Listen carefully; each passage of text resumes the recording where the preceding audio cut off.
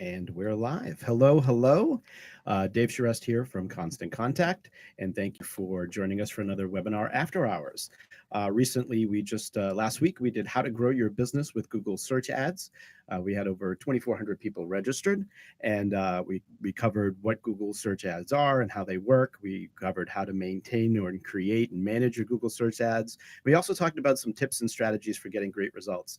And as always, we got a ton of great questions, and we obviously couldn't answer them all on the line, which is the reason why we have these webinar after hours to answer a few more of those questions. And I have some experts with us here today, our in-house experts, actually, Michelle Chen and Chelsea Perry. Thank you guys so much for joining me here today. Thank you for having us. So we're going to spend a few minutes here answering a handful of questions that we got on the session. And one of the first ones that I'll take if you don't mind. But the question was, what are the benefits do we get from using Constant Contact versus going directly through Google for PPC ads? And so if you were joined us on the session, we did let you know that you can now actually build your Google search ads right within Constant Contact. And really the big benefit there is that really allows you, it has an AI component to it, so that intelligent platform really helps you with not only creating the ads, but automates that process of kind of optimizing the keyword planning, the bidding and spending. So you really can kind of get started with that stuff and not have to worry about it and be in there all the time. The cool thing is that we're learning too, is that if you do start a Google ad and you do want to do some of those more advanced things, and some of which that we'll talk about here today, it's connected to your Google ad account. So you can go do those outside right within Google specifically, right? Yep. So let's start with our first question. We have a question came in from Tyler. And the question was, how can I filter out non-relevant consumers from seeing our ad?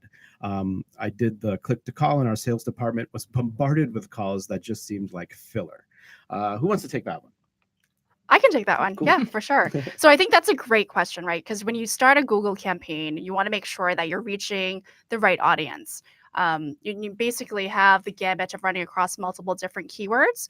So what you can do is Google has a report. It's called the Google Search Query Report. So essentially, this is within the Google Ads platform. You would go enter the Google Ads platform, and you can essentially see all the keywords that were searched on from the keywords that you're targeting. From there, you can see how many people clicked on it, how many conversions came. So what's great is you can see what's working out of that report, but at the same time, you can also see what's not working. And from there, you can do the exclusion. Cool. Yeah, and just to add to it, when you get more advanced, you can also go into audiences and exclude or even target different audiences in the Google Ads platform. So, you can target if you're a restaurant owner, or if you're a children's apparel owner, you can target parents of children. You can target those people, but you can also exclude audiences as well. Cool.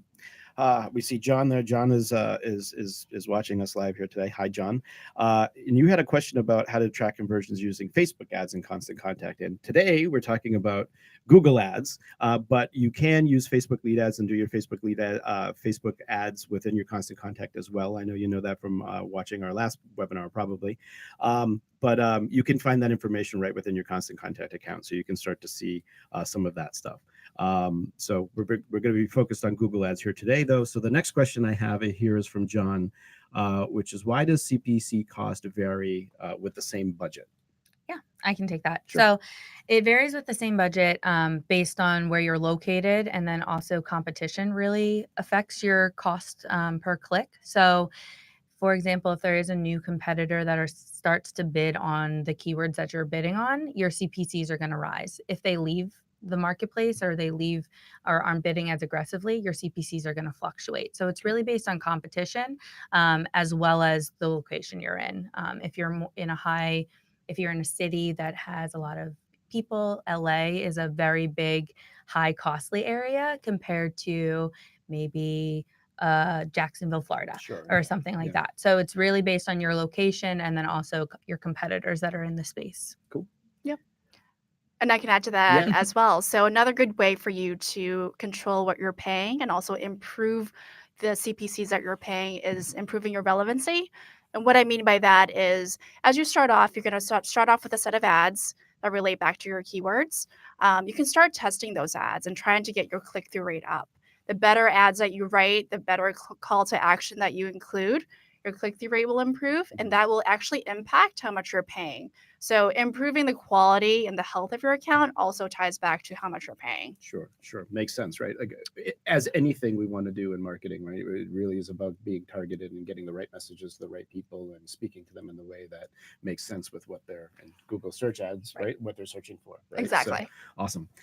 Is there a way to see, this is from Michael, is there a way to see how many keywords are looked up each day?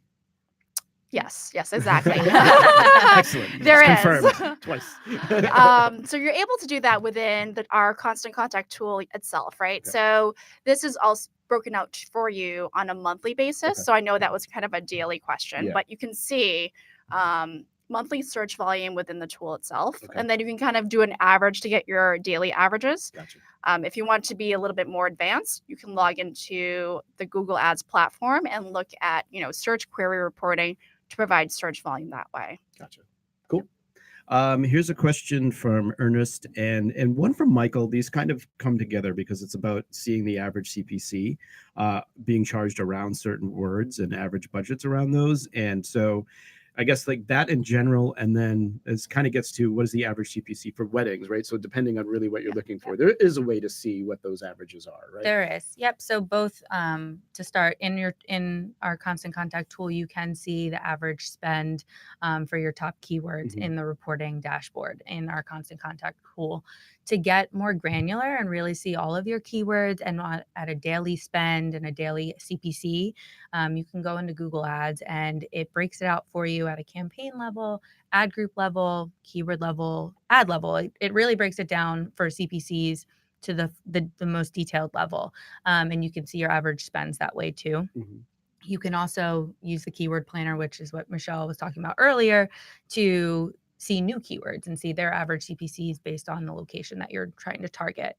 And then it is going to differ based on industry. So the keyword planner does really help kind of determine and set expectations as to what you're going to be spending on a daily basis for a specific keyword. Again, it fluctuates based on relevancy, as Michelle mentioned, and then competition. But I know for the wedding industry, based on what people are searching, it can go anywhere from $1.50 to $6. Okay. And it might be higher or lower based on your location. Good. I know Ernest will be happy to hear that. so thank you for that question, Ernest. Appreciate it. Michelle, did you have anything you wanted to add there, or you're?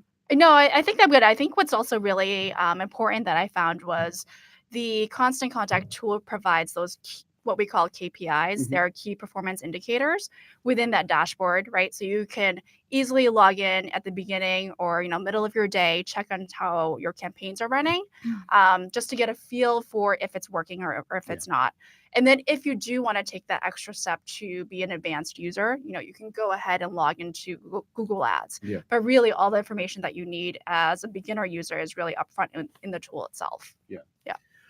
So I think that's kind of the thing too, is that, right? It's like, it's really about, and what I think the tool helps with is that monitoring, right? It starts to push up the things that are working really good for your business versus the things that start to push down those things that are bad. So you actually don't have to manually do that, but you can if you wanted to, right? And I think that's kind of the nice thing about it, right? Is you have those options to do that. Yeah, exactly. So let's see. So is the process for getting started the same if we already have an active AdWords account? I'm going to take that one because I think really what we're doing here is you're connecting your Google Ads account to Constant Contact, right? And so you're really pulling that information in. And so correct me if I'm wrong, but that would essentially mean like the process is the same. Whether you have an account, you can just connect the two. If you don't have an account, you can create it and then connect the two. So it's really just about making that connection with Constant Contact. Right. Yep. Cool. So, well, here's a good one because this is something that comes up within that product flow. But is there a benefit to choosing a business category? Yeah. So I can take this one. Sure. So we actually played around with the tool a lot too, just to kind of get more informed about it and see kind of the options that it offers. And choosing a business category and filling out as much information is really important. Business category is definitely going to help our AI kind of get as many keywords to you that is as relevant as possible that makes the most sense for your business. So filling out a business category is helping kind of narrow the search as to what it's going to offer keyword wise to you. It scrapes the site when you put the website in, but then the business category just narrows it a little bit more. Yeah. So that's, I guess, something really cool to kind of mention too, is the tool, right? When you put your website in, and you're adding that information, it is taking a look at your website, seeing the type of content that you have on there, and then creating suggestions based on what it's finding there. And I think it's also important to note that if there's something missing or something that you don't see there that you think should be there, you can actually add in manual keywords as well. So it's giving you those suggestions. You can add in the things that you think are also relevant, and then that's how it kind of kicks off that whole process. It's really flexible to use and play with. Pretty cool. Yeah. And I would say too, like as a search marketer, I am actually crazy about this feature. Yeah. So being, in this industry for about 10 plus years now, to do keyword research, essentially the old school way of doing it is going and looking at the page content and then building out your keywords to make sure that it's relevant and it ties back. Yeah. Now, with this tool, it's fantastic. It scrapes it all for you. It does the legwork so that, essentially you don't have to. And then if you need to, you can fill in those missing holes. Right. Yeah. Right. Yeah. It's great to be able to have something that saves you that time in doing that and gets you that relevancy without having to kind of do that manually. Exactly. So that's cool. Does. So let's see. Here's another question here. I want to be cognizant of time. We've got time for a few more questions, which is good. So, how will I kind of want to save this one for the end though. Okay. I'm gonna. It is a good one. That's a good one, right? I'm gonna take a look here and see. So so we talked about the average click-through rate for, similarly to how when we talk about like average open rates and things like that for emails, right? Like we look at it kind of across the whole thing, and then it's based on industry and what you're doing there. But is there like an average like overall click-through rate or something like that, or is that just like, is that ridiculous? Like to even think about that? Yeah. I can take this. Yeah. So I have a background in agency. So I've worked across many industries for paid search and managing a bunch of paid search industries. So a bunch of clients in different industries. So really for click-through rate, it does range a lot, but just breaking it down to the simplest form, there's brand keywords and then there's non-brand or generic or category terms, however you want to call it. Brand click-through rate is going to always be your highest, or it should be your highest, based on what your brand name is. So that can range anywhere from 30 to 50%, even higher, depending on how your brand is showing up and how people are interacting with it. You also have to take in mind SEO ads and organic ads too.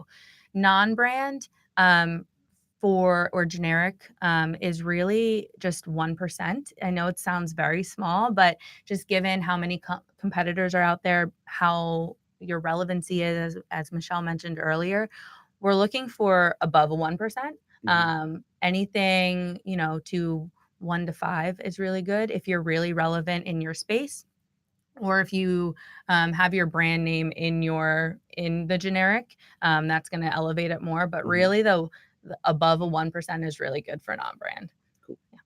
So, and just for folks that are kind of new to this and thinking through this, what we're really talking about is like when we talk about like how people may find your business, particularly through search, right? Is typically where people are going to go first. It's when they're looking. Brand is when we're talking about they're looking for your business specifically, so they know your business already. And then there's those generic terms that are really things that your business should be found for in relation to your industry. So they may not know your business, but they're looking for something or a product or service that your business offers, right? Correct. Yeah. Okay, cool. Let's see. All right. I think we've got time for one more question here, and I'm going to go to that doozy because I think this is a good one, right? Because I think ultimately, the end of the day, I know personally, and I think just our mission is really to help small businesses compete in a marketplace where bigger businesses are kind of taking a big chunk of the pie, right? And so this question from Becca, which I think is a great one, but how will my ad with a small budget compete with bigger companies with bigger budgets? So how does that all work? So I think with this question, and I'm sure a lot of small advertisers think that, right? They think advertisers with large budgets are going to show up all the time. And that, so essentially, if you do have a large budget, you do show up more often. But with a smaller budget, what you can do is you can control when is the right time to show up for your business, right? So we've gone through a couple of different examples. Like if you're a business that, let's say, operates during a certain time of day, let's say it's 9 to 5, and let's say you're only open from Monday through Thursday. make sure that your ads are appearing during those times that your business is open, where you can get the most customers. So I would say that's number one. But number two is you want to make sure that your ads are also showing at a proper position on the page. So what I mean by that is if you look at the search results page, Mhm. usually, ads that show up at the top of the page tend to get a higher click-through rate. So if you make sure that your ads are showing up in a strong position at the right time of day that works for your business, you'll see strong results. And it's okay, it's okay that these larger businesses are showing up more often. But as long as you make it, and we talk about relevancy a lot, Mhm. but if it's relevant to you, that's what you'll see the best results. Cool. Is there also something too, and this is just my own, ignorance, right? And kind of thinking through this, but like, would there be something to thinking of that idea of, whereas kind of a lot of times the bigger businesses too are going to be more focused on kind of like the broader terms, right? Kind of the Mhm. larger pools of people looking for things.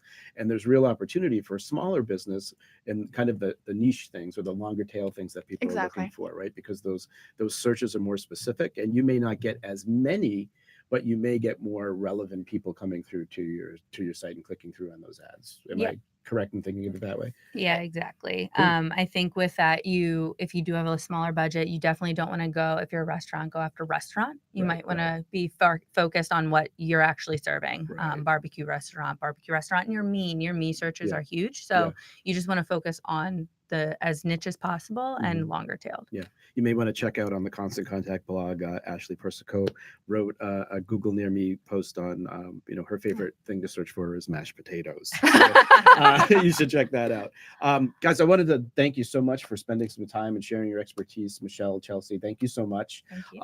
And thank you for watching and joining us. Hi, John.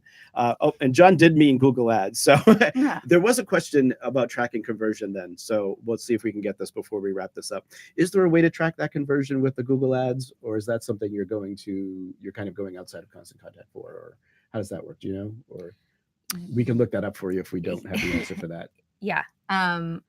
You have to do it outside of Okay. Constant Contact Okay. tool in Google Ads. Okay, cool. So John, hopefully that answers your question. If not, let us know and we'll get something, we'll share some more information in the comments here for you. We will include a link in the description so that you can watch the webinar. If you did not see it, that is uploaded there on our YouTube channel. So I hope that was helpful, and we'll catch you next time. Bye-bye. All right. Bye. There we go. And